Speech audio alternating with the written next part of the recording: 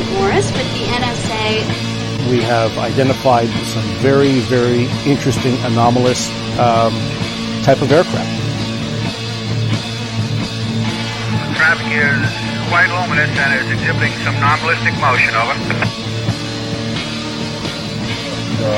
Move very rapidly at any speed or whether any direction it wanted to go. Flag could change and go to the right or the left or go crossways without hesitating a bit. What do you think it was? Well, if they call it a flying saucer, that's what it is.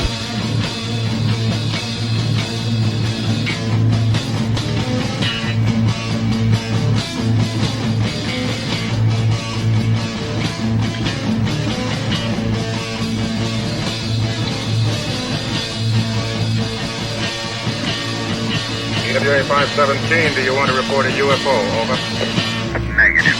We don't want to report. Look, it wasn't my worst Wednesday night.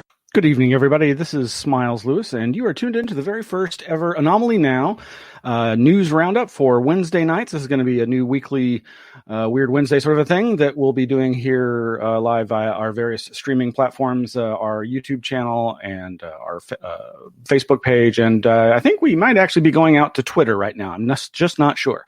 We've got some other accounts that we'll start incorporating eventually. Again, I'm Smiles Lewis, and this is the latest in a series of shows that is going to be featured here as part of the Anomaly Archives, Scientific Anomaly Institute's public awareness and outreach efforts. We are a 501c3 nonprofit based here in Austin, Texas. We were founded in 2003 with the mission and goals of the preservation of materials related to anomalistics, anything strange in the field of science, whether it be consciousness studies, UFO research, cryptozoology, Bigfoot, Loch Ness Monster, that sort of thing, or just the mysteries, well, like I said, of consciousness. What is it?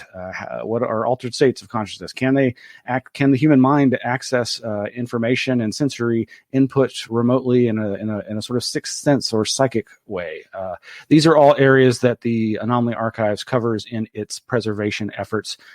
These are sometimes the files of UFO researchers or experiencers of these strange phenomena. We have the personal correspondence and personal archives of a number of UFO and paranormal researchers from right here in Central Texas, and ever-growing collection, over 7,000 items.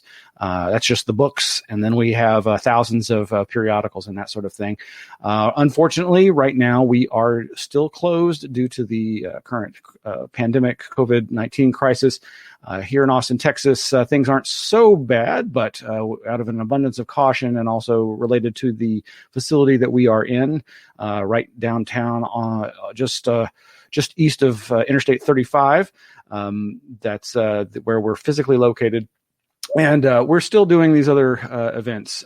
We started back in February of this year a new monthly meetup series that was scheduled for the second Saturdays of each month, and we were launching a physical in-person series of lecture events and presentations at our wonderful facility there at 55 North IH-35, the corner of Lambie Street and the northbound IH-35 frontage road. You can find more information about us at our website, AnomalyArchives.org. And as I say, we are, in fact, a nonprofit 501c3. So we could always use your tax-deductible donations, and we're always looking to archive and preserve more materials. The other aspect of our mission and goals is public education about those collections. And so we do these kinds of events about materials that are in the collection or that should be, and we're going to try to get those in there.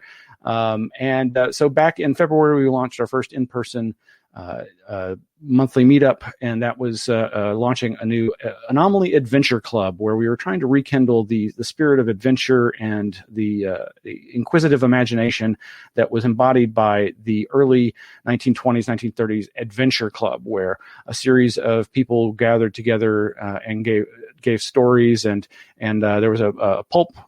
Not a fiction, but a pulp magazine that published called Adventure Magazine that chronicled these kinds of adventures.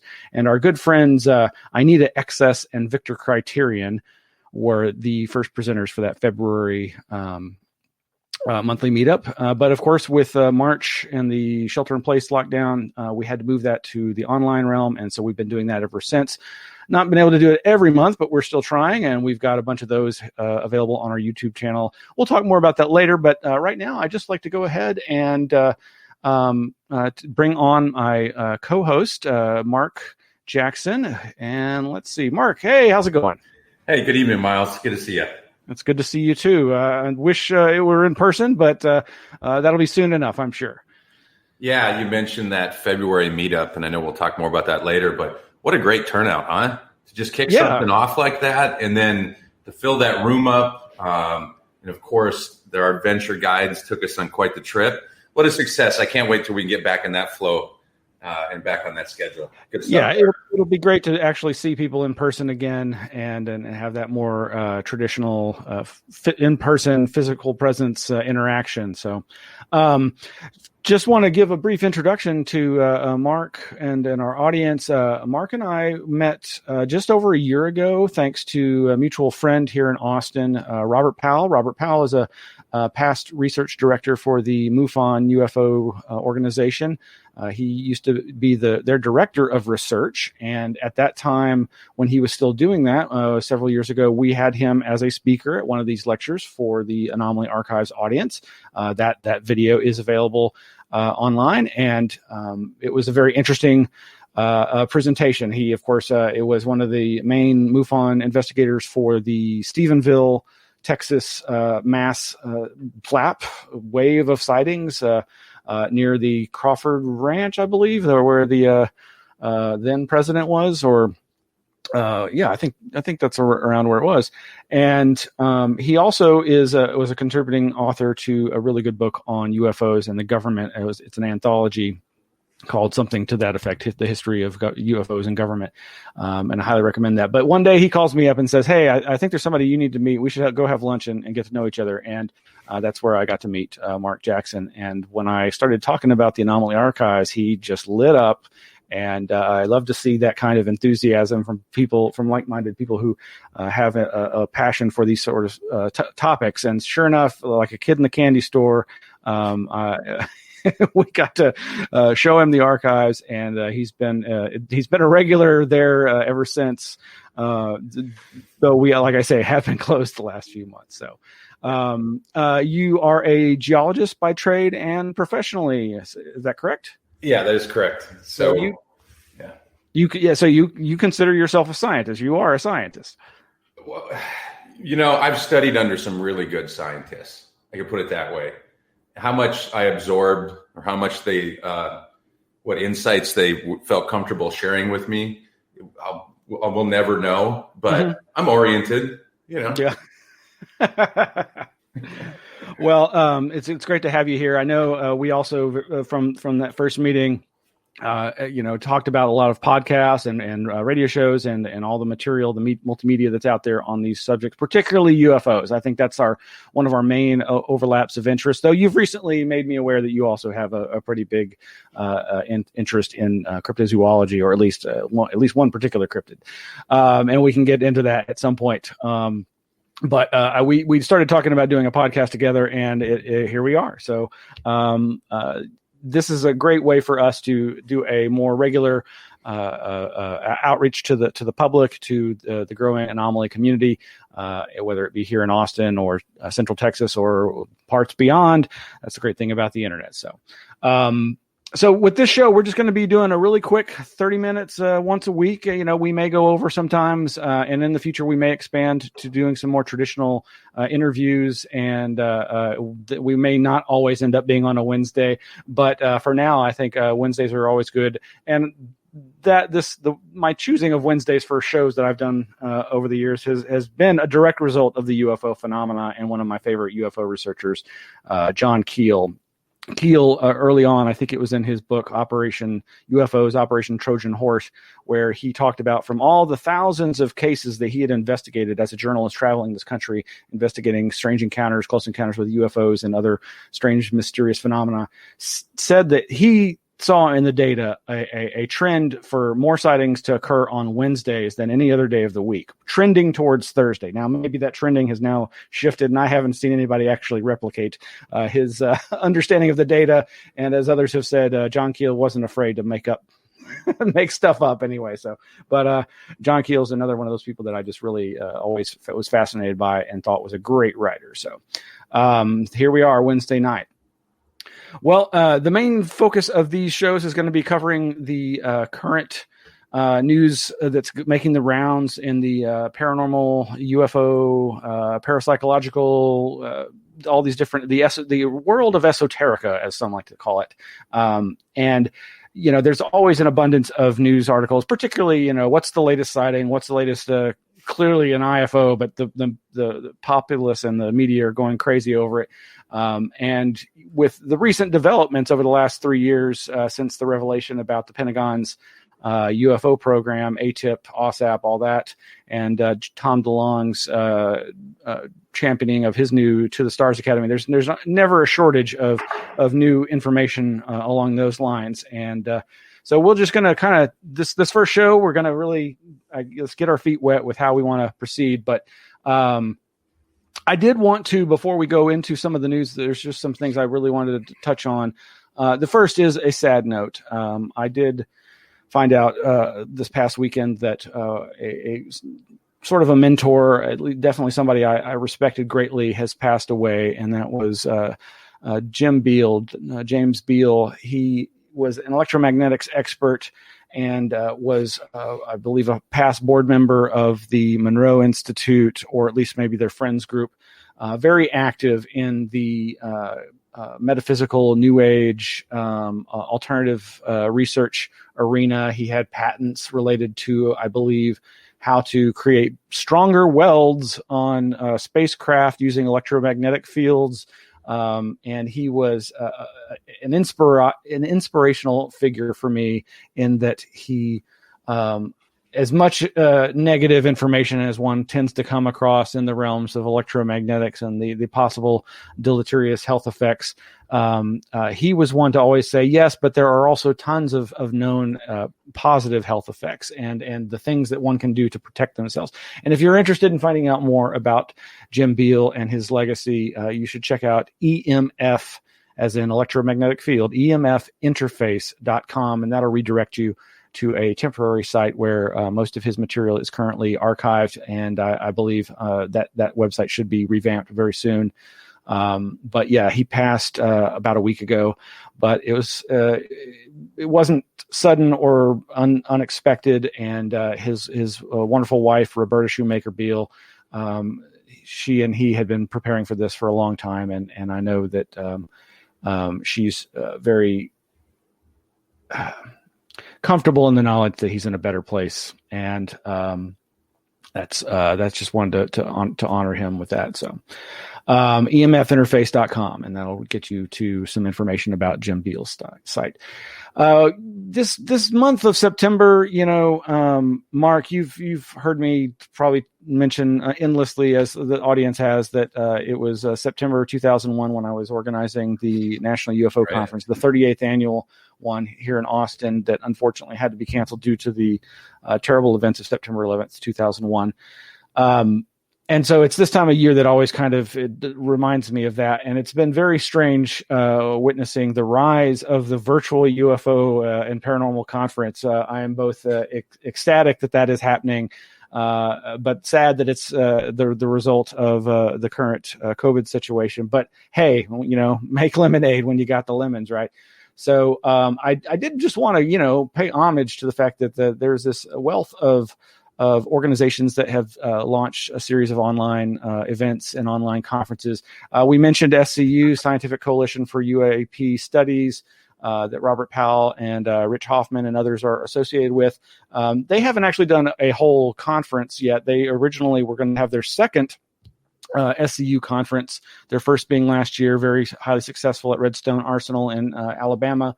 But the second one, I believe, has been at least postponed, if not canceled, until further notice. But they have been using, like everybody, like we're using the internet to stream lectures on these subjects. So you can find more about the lectures that they've been doing, about one a month for the last 3 months, over at their SCU, Scientific Coalition for UAP Studies.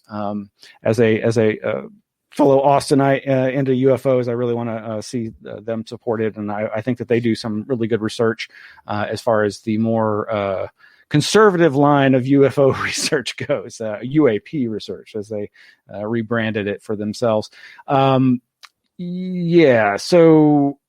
there's also some online UFO conferences, big and small. If you're interested, unfortunately, I just didn't get the chance to publicize this one, but the UFO Lockdown Fest 2, put on by Central Texan Jane Kiley, UFO Jane, as she's called. She runs a website, Texas UFO Sightings and the Weird UFO Show.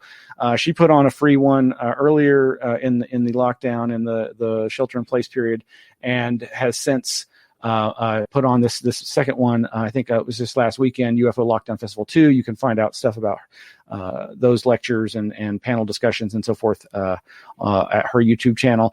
And coming up real soon here is PhenomenaCon number 2. And this was a really fantastic online conference put on by the Newkirks. These are the folks that put together that Hellier series that some of you may have seen on Netflix. And they are the purveyor of a fine community facilitated through Patreon and Facebook called ParaMuseum, Traveling Museum of the Paranormal and Occult. That's coming up. And my friend Adam Sayne, who does the Conspirinormal podcast, is putting on his second conference, Strange Realities 2. The first one in Nashville last year was a success, and that was an in-person one. But of course, this time around, they're doing it virtually, and that is available. You can find out more by searching for Strange Realities 2.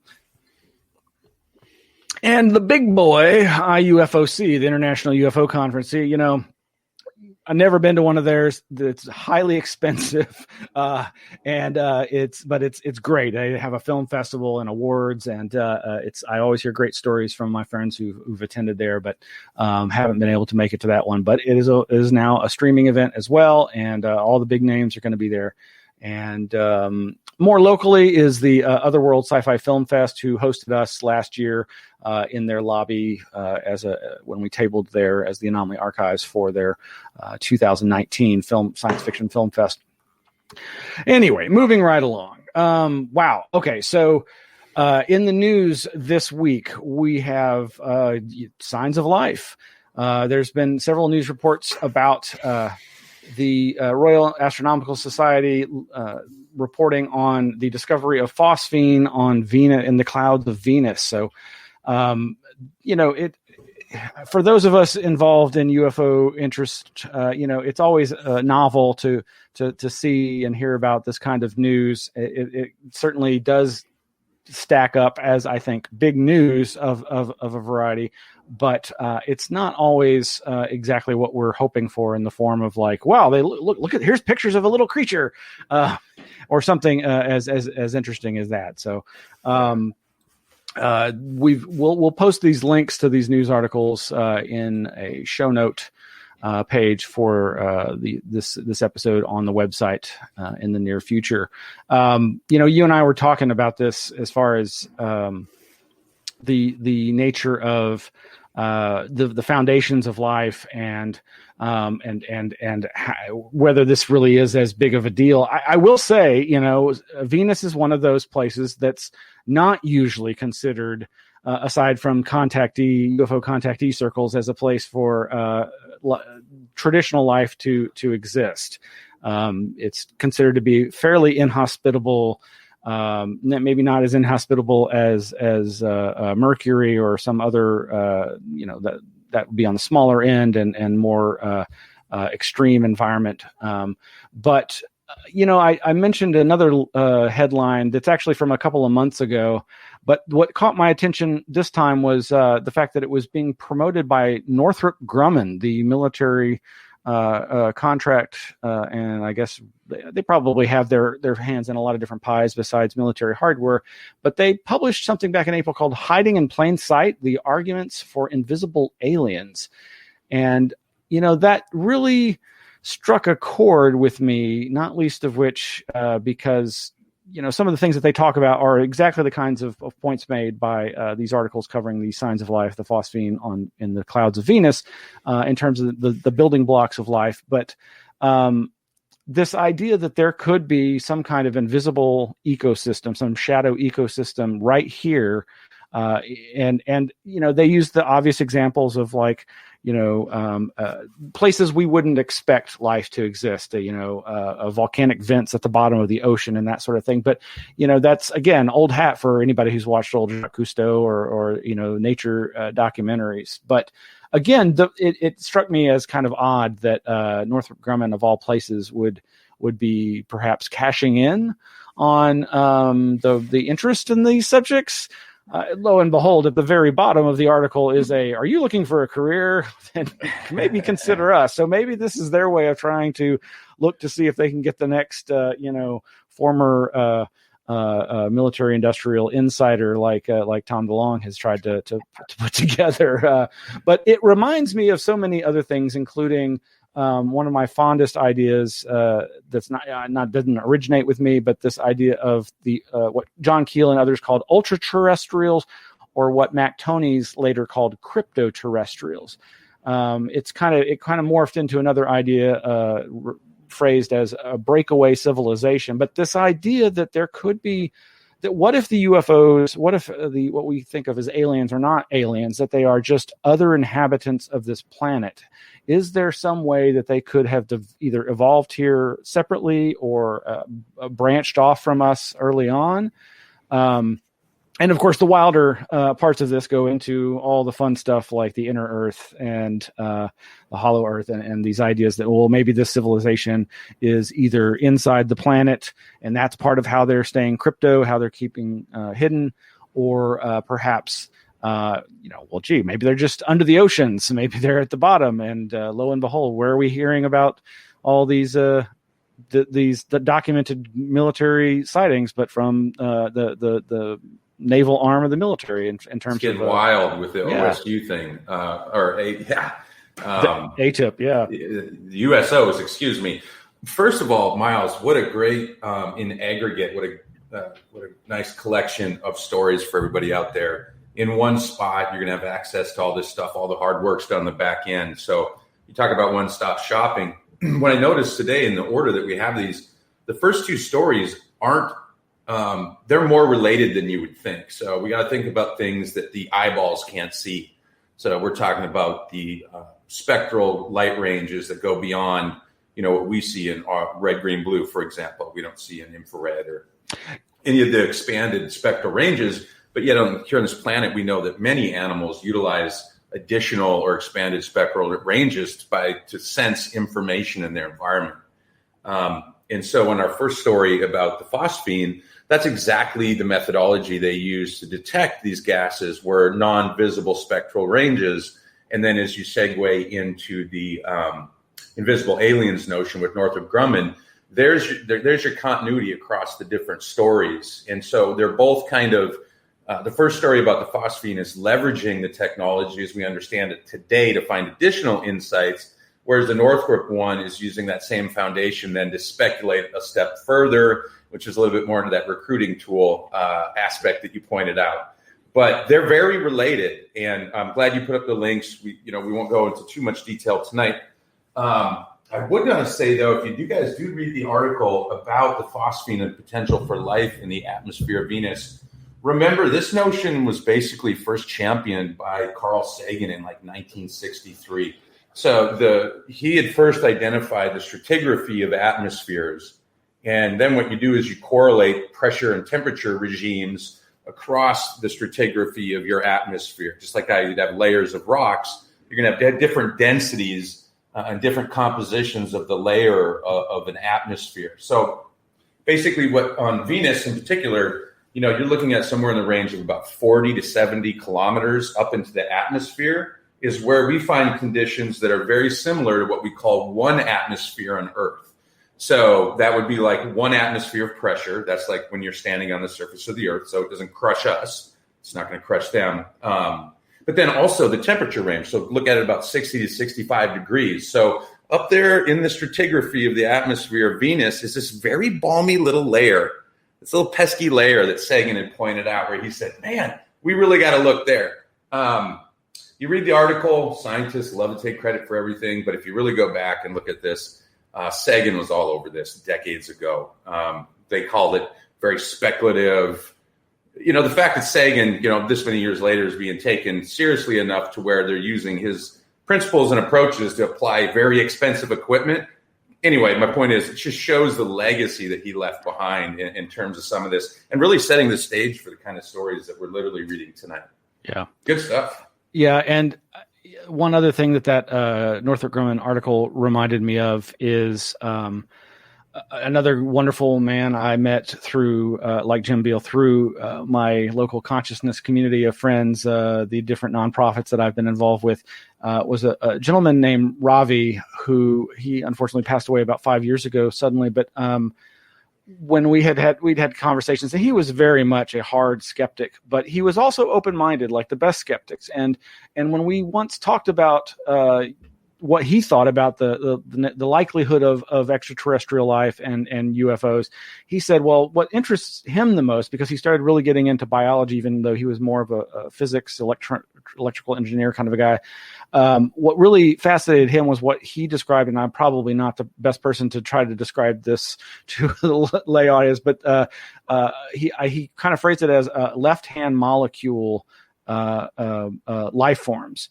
And he basically talked about how he explained to me how there could be these whole other range of life forms that would be a completely different biology than us. That's if we are the right hand path, so to speak, in terms of traditional biology, or the way we think of as traditional biology, that there could be these other. And I don't know if it's a spin on the molecules or why he was calling it left hand per se, but he was absolutely certain. He was like, this is something that could exist. It's not something that you would think would be in our neck of the universe, but there, to his knowledge, wouldn't be any reason why it wouldn't. And it could be right in front of us and we wouldn't see it. So, the good thing is we now have those analogs here on Earth due to a number of different universities. But I think one of the more relevant examples is a type of bacteria, microorganism, let's call it that. And this has got a great name because some people might recognize it for its correlation to the New York State lake. But that's the Schwannella onididennis bacterial community, okay? This was first identified in a lake up there. This is very similar to the type of organism that they believe is producing this phosphine. And basically, these are known as extremophiles. Extremophiles are biological life, particularly microorganisms that we didn't think had an analog here on Earth. They were speculated for a very long time. But now that we've gotten better instruments and we've actually taken the step to go look in these extreme environments for life, think of the tailing ponds of the Butte School of Mines in Montana, your volcanic environments, Iceland, you mentioned earlier the black smokers at the bottom of the ocean, hydrothermal vents, you name it. Everywhere we're looking now, we're finding organisms that respirate, essentially, that's what we're talking about here, in environments that are devoid of any of the elements that you would normally think could be combined to sustain life or create respiration, right? To metabolize, that's really what that means. And so they're getting their food from very unconventional source chemicals, essentially. Yeah, and it all goes back to the simple idea that life will find a way. Not to sound like Jeff Goldblum from Jurassic Park or something, but if you just think about it, like, okay, you're walking along the sidewalk, and what do you see breaking up through it? Life. Yeah. What do you see at the top of the highest mountain? Life. Yeah. Then if you factor in panspermia and the idea of things that can survive in outer space and waft into new ecosystems and take root and get started. So for every time you find one of these things, Miles, really quickly, it just opens up this whole new, it's never that simple. You're never just going to find a bug floating in a cloud because there's something known as cosmic radiation. So how the heck does a microorganism in an atmosphere survive the bombardment of constant cosmic radiation? So then you look to this notion of, okay, Venus doesn't have a very stable atmosphere, but what we do know is in the presence of the solar winds coming off the sun, the speed at which the solar winds bombard what little atmosphere Venus has, it ionizes the surface of its atmosphere, essentially, giving it a magnetosphere, which of course then protects it from the cosmic radiation. So for every little piece of life, you're going to find all the other physics behind it that make it actually possible versus just the idea of, hey, we found a squiggling little bug. So we're finding new ecosystems, like these cosmic ecosystems, that are very exciting because with life comes a much larger platform by which it functions in, right? Yeah. And just, yeah,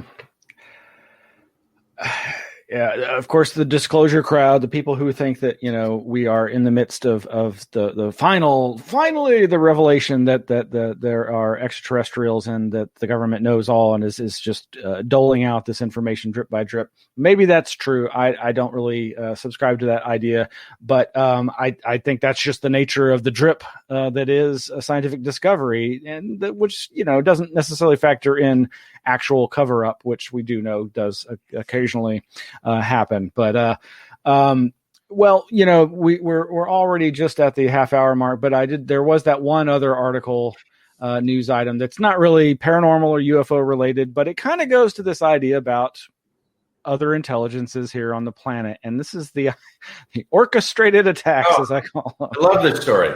The killer whales, I believe off the coast of Spain. That it appears that there is at least one pod of these largest, smartest mammals swimming in our oceans, our oceans, in the oceans, and they may have taken offense to us calling them our oceans. They've apparently repeatedly been attacking sailing ships, tugboats, a variety of ships, and of course, there's all kinds of speculation as to what could possibly be going on here. Is this some kind of actual intelligent, organized effort?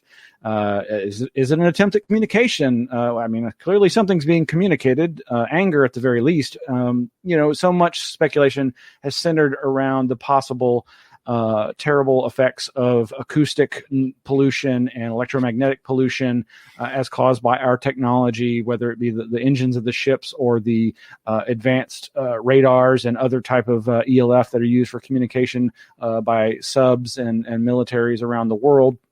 But it seems so sudden and specific here that there may be something else going on. I mean, I would hate to just say, oh, maybe they're crazy, maybe they've all been infected by something and it's affecting their mental processes. But it's a very interesting story, and I'll be fascinated to see if they learn anything more in the days ahead. So, extreme organisms, extreme behavior. I mean, we're seeing extreme behavior here. You think about microplastics in the ocean, electromagnetic lines running through the ocean, the advanced, like you said, the radar stuff.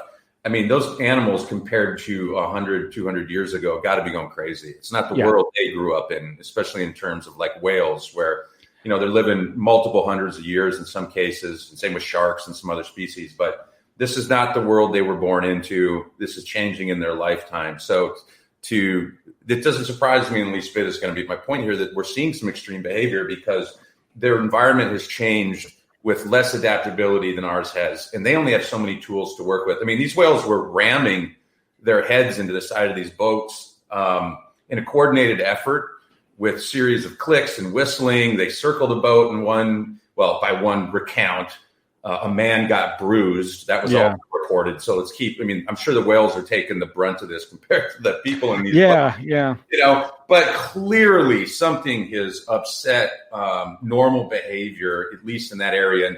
And we have to pause it on a much larger scale compared to, how we're impacting the oceans. Absolutely. Well, as much as I would love to carry this on, I am going to try to keep us to a keep it brief 30 minutes or so schedule for these first series of shows. Really appreciate you coming on, Mark, and appreciate our viewers and the viewers that'll be watching the archive versions of this. It is being archived at our YouTube channel and at the Facebook page of the Anomaly Archives. And like I said, I think it may have gone out to Twitter. We'll see. I'll have to go to the Twitter account and find out. And I guess for now, that's pretty much it. Thanks, Mark. And we'll be doing this again very, very soon. Okay, everybody, be safe out there. Look forward to seeing you in the near term. Absolutely. Okay.